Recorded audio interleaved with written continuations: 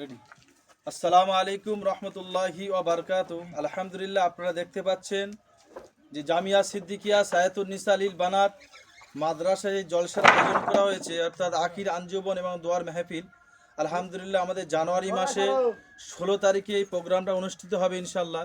এখন থেকে এখন থেকে এই প্যান্ডেলে কাজ চলছে, আপনারা প্রত্যেকে দোয়া করবেন ইনশাল্লাহ। আল্লাহ তাবারক তাআলা চাইলে এই প্রোগ্রামটা খুব সুন্দরভাবে হবে, কোনো বালা মুসিবত আসবে না, কোনো বিপদ বালা মুসিবত আসবে না। আপনারা প্রত্যেকে দোয়া করবেন যাতে এই অনুষ্ঠানটা খুব সুন্দরভাবে হয়, আর আপনারা প্রত্যেকে আসবেন। আমার তরফ থেকে, মাদ্রাসার তরফ থেকে প্রত্যেকে দাওয়াত থাকলো।